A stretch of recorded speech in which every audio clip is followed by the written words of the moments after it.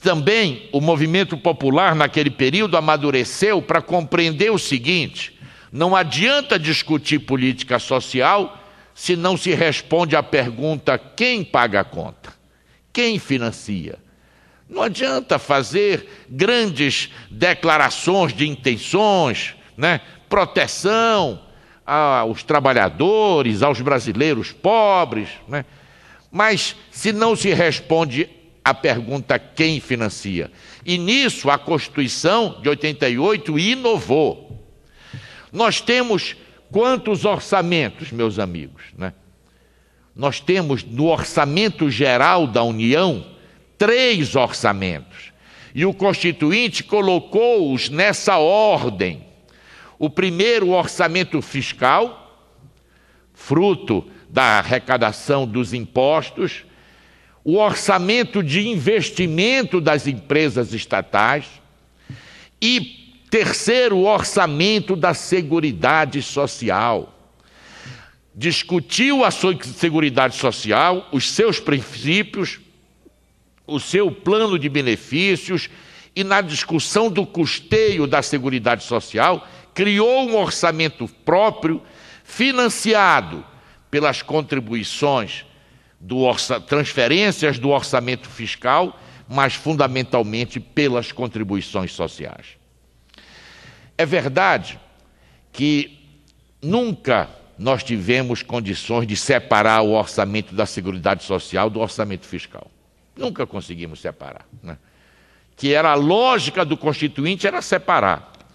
Mas eu falei da importância da Constituição, de todo esse processo. Mas o Brasil viveu um paradoxo, uma contradição. Acabamos de elaborar a Constituição, Ulisses fez o discurso famoso da Constituição Cidadã, né? Mesmo antes de ser promulgada, o presidente da República, naquele período, já dizia que aquela Constituição tornava o Brasil ingovernável, né? Ingovernável. E qual é o paradoxo? Nós, fruto dessa conjuntura política, pelas peculiaridades do processo político brasileiro, fim da ditadura militar, participação massiva das pessoas no processo de decisão, organização popular, tiramos uma Constituição avançada, que entrou em choque com o ambiente internacional e com a posição das elites brasileiras. Esse é o paradoxo. A nossa Constituição, efetivamente, a partir da sua promulgação, começa a sofrer um processo de boicote, de críticas. Em 89 foi a queda do Muro de Berlim. O auge do que se convencionou chamar do consenso de Washington, do neoliberalismo. As políticas e o paradigma adotado na Inglaterra por Margaret Thatcher, nos Estados Unidos por Ronald Reagan. Esse período, então, nós vivemos, principalmente no governo Fernando Henrique Cardoso, o desmonte da nossa Constituição, a tentativa de desmonte, porque ela resiste. Como é que se dá esse desmonte da Constituição nesse período? Através da não regulamentação. Artigos fundamentais da nossa Carta Magna, depois de 20 anos, não foram regulamentados. Não tem regulamentação. Então existe no corpo da Constituição, mas não existe na prática, porque não se foi capaz de votar uma lei que garanta esse direito. E pelo excessivo emendamento da Constituição, né? Nós já estamos na emenda 57ª, não é, Flávio? 57, né? 57 emendas à Constituição. O período mais fértil de emendas foi o período do governo Fernando Henrique Cardoso. Alterou profundamente a ordem econômica, alterou os princípios, alterou a Seguridade Social, a reforma da Previdência, depois a reforma da Previdência do Lula de novo, né?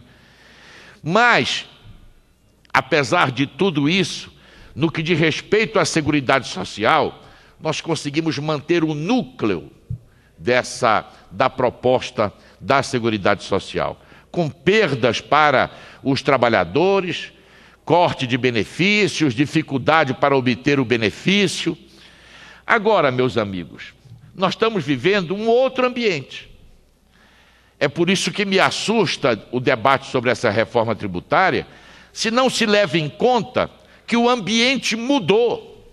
A crise financeira, que tem início há um ano atrás, a partir de empréstimos duvidosos, sob hipotecas de risco nos Estados Unidos, se transformou numa crise financeira com enorme repercussão. E onde a primeira consequência é o abalo de todas esses princípios que nortearam a vida econômica dos países centrais e da periferia e do nosso país, né? Isso tudo está sendo questionado hoje. Nós estamos vivendo, se houve em 89 o fim, a queda do Muro de Berlim, nós assistimos agora, em 2008, a queda do muro de Wall Street, das concepções de financiarização da economia, dos princípios do neoliberalismo. Vocês querem ver como é que aparece isso? Uma das marcas da ideologia neoliberal, que começa lá antes, no governo Pinochet no Chile, é a questão da Previdência. O Chile fez a reforma da Previdência mais radical, privatização completa da Previdência. Países da América Latina fizeram semi-privatizações da Previdência. O que é que acontece nesse período recente? A reforma da Previdência do Chile, a Previdência chilena entrou em crise. A atual governante do Chile faz uma reforma da Previdência. E o fato político mais relevante do período recente é que na Argentina, que tinha privatizado a Previdência, reestatiza os fundos de pensão privados. Esse é um fato de enorme relevância, meus amigos, né?